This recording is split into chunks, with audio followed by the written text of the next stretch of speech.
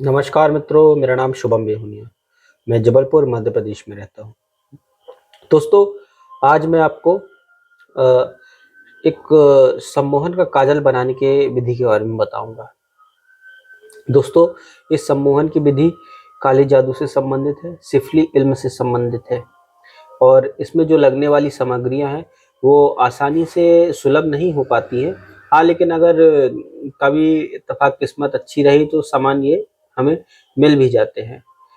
तो दोस्तों, ये सम्मोहन का प्रयोग है जिसे मैंने बहुत वर्षों पहले किया था और ये बहुत ही काम करता है और इसे सिर्फ अपने जायज़ कामों के लिए ही करना चाहिए। अगर आप इससे फालतू के काम करते हैं, अपना फ़ायदे के लिए काम करते हैं, तो इसमें जो शक्तियों की आन लगती है, जो शक्तियाँ इनमें चलती हैं, 1-2 बार तो आप अपना काम कर लेंगे, लेकिन फिर जब ये शक्तियाँ देखती हैं कि आप इनसे गलत काम करवा रहे हैं, तो ये उसका उल्टा परिणाम देती हैं।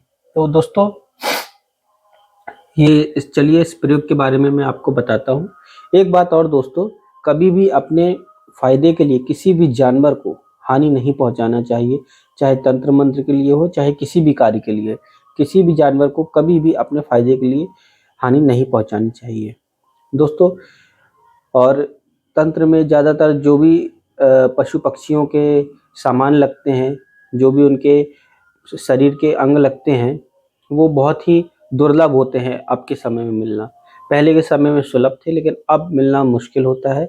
और इस तरह के जो मैं जिस जानवर का नाम बताने वाला हूँ, जिस पक्षी का, उस तरह के पशु पक्षियों को पकड़ना पाप भी है और अपराध भी है। तो कृपया जब भी आपको ये पक्षी मरा हुआ मिले तभी इसका प्रयोग करें, अन्यथा इस पक्षी को पकड़ने के चक्कर में ना रहें। ये इसे पकड़ना पाप भी है और अपराध भी है, कानूनन अपराध है। तो दोस्तों, अगर आपको कहीं मरा हुआ उल्लू मिल जाए, ज़्यादातर ठंड में उल्लू ठंड लगने से मर जाते हैं और मिल जाते हैं, जंगलों में या दूर खेत वगैरह में मिल जाते हैं। अगर आपको कहीं से मरा हुआ उल्लू प्राप्त हो जाए तो उसे ले आएँ, उसका कलेजा बाहर निकाल लें। कलेजा बाहर निकालने के बाद उसे आप अच्छी तरह से धूप में सुखा लीजिए। सुखा लेने के बाद आपको एक काजल बनाना है। चमेली के तेल का दिया लगाकर उत्तर की दिशा की ओर मुख करके एक काजल बनाना है।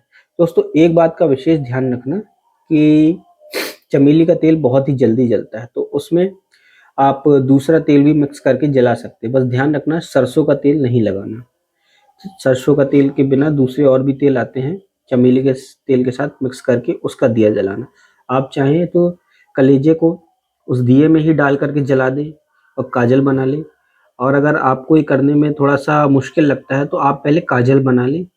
काजल बनाने के बाद आपको कलेजे को अच्छी तरह से सुखा लेने के बाद आपको पत्थर में उसको खूब बारीक पीस लेना है। ध्यान रखिएगा, पत्थर में पीसना है, मिक्सर में नहीं पीसना। लोहे के का सामान में आप पीसेंगे, काम नहीं करेगा। पत्थर में अच्छी तरह पीस लें, उसमें शुद्ध गौरूचन मिला लें। गौरूचन को भी अच्छी तरह से पीस करके पाउडर जैसा बना करके दोनों को मिक्स कर लें। मिक्स करने के बाद जो आपने काजल बनाया है, काजल में ये दोनों सामग्री मिक्स कर लें और गाय के घी को, ध्यान रखिएगा, गाय के घी को ही मिला करके अच्छी तरह से इसे मिक्स कर लें।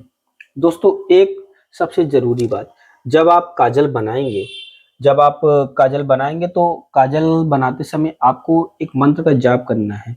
उस मंत्र को आपको 1000 बार पढ़ना है।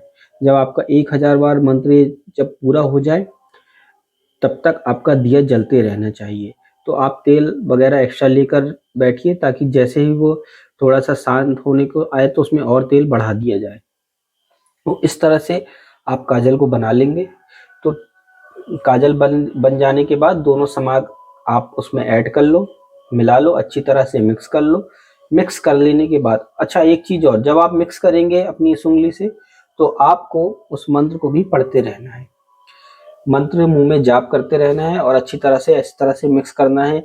किसी भी डिब्बी वगैरह में आप अच्छे से रख के मिक्स कर लें।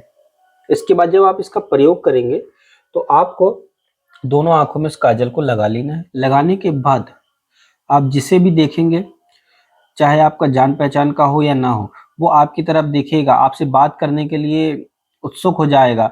बिना मतलब के आपसे सोचेगा कि हमें कैसे भी करके मौका मिल जाए बात करने का, या आपको देखेगा बार-बार।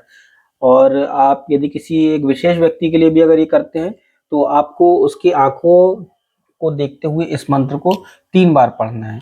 और आप अगर किसी सभा में गए हैं, उस सभा में आपको सबको सम्मोहित करना है, तो आपको 11 बार पढ़ के इस मंत्र को चारों दिशाओं में फूंक देना है। मंत्र ये है ओम नमो कालरात्रि त्रिशूल हस्तनी हंसवाहिनी आगच्छ आगच्छ भगवती मम्बश आमुखी मम्बश कुरु कुरु स्वाहा। दोस्तों, अगर आप किसी विशेष व्यक्ति के लिए कर रहे हैं तो इसमें आमुखी की जगह उस व्यक्ति का नाम आएगा। और अगर आप जन सभा के लिए कर रहे हैं, आप किसी सभा में गए हैं, तो आपको करना है आमुखी की जगह पे भगवती सर्वजन मम वश कुरु कुरु स्वाहा। ये मंत्र है दोस्तों। इसको जब आप काजल बनाएंगे तब 1000 बार आपको इसको पढ़ना है रुद्राक्षी माला से। इसको कर लेने के बाद जिस तरह से मैंने आपको विधि बताया उस तरह से आप लगा करके इसका प्रयोग कर सकते हैं। दोस्तों, ध्यान रखना है इसे अपने जायज़ काम के लिए प्रयोग करना। अगर आप फालतू के काम करेंगे, अपने फायदे के काम करेंगे, कुछ समय तो ये काम करेगा, लेकिन इसका उल्टा असर भी होगा, क्योंकि ये काले जादू का प्रयोग है, सिफली इल्म है, इसलिए इसको बहुत सोच समझ करके करना। अगर इससे के बारे में आप मुझसे और कुछ पूछना चाहते हैं, और भी कुछ बारीकियां पूछना चाहते हैं, तो कृपया आप मुझे मेल कर सकते हैं, व्हाट्सएप कर सकते हैं, उसमें मैं आपको इसके बारे में बता दूंगा।